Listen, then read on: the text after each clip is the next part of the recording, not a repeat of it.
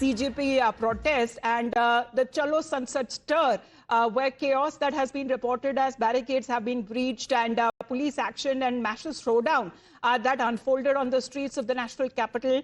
High drama and chaotic scenes, and what you see on your screens currently are these pictures of this massive showdown that happened between protesters and the security officials. The CJP's Sansad Chalo March has now taken a violent turn. There you can see leaders from the Aam Aadmi Party also trying to attempt to breach the barricades over there. Hundreds of the supporters and netas who gathered raising slogans and are demanding the immediate resignation of the education minister. Many of them are now being detained in buses.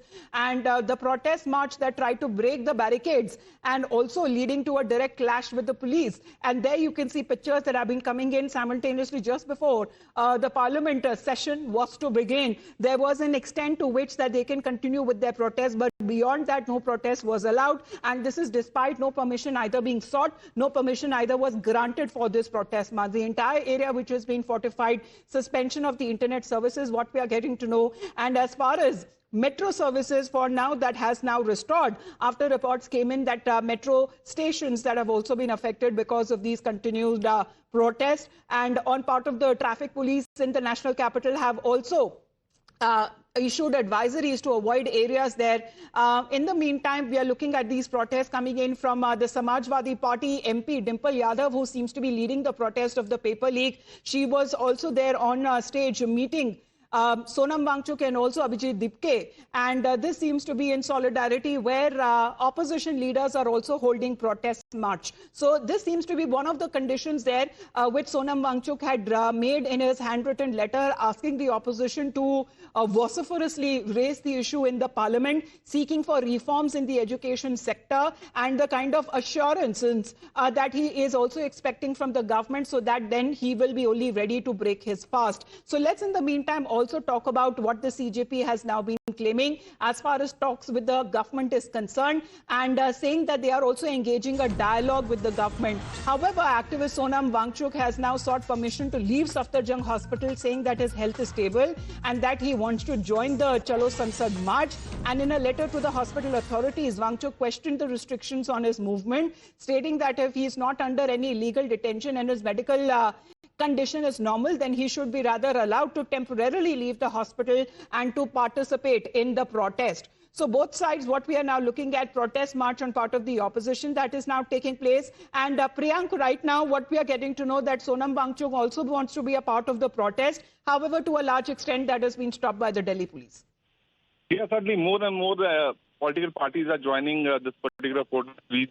हमारा environment हो, चाहे हमारे युवा हो, सभी परेशान हैं और ये सरकार कोई भी बात सुनने को तैयार नहीं है, कोई भी जॉब्स लाने को तैयार नहीं है। जहां बच्चे चाहते हैं कि फेयर एग्जामिनेशंस तो हो कम से कम, ये सरकार ना फेयर एग्जामिनेशंस ना फेयर इलेक्शंस के पक्ष में है। So Dimple Yadav of the Samajwadi Party seems to be leading the protest.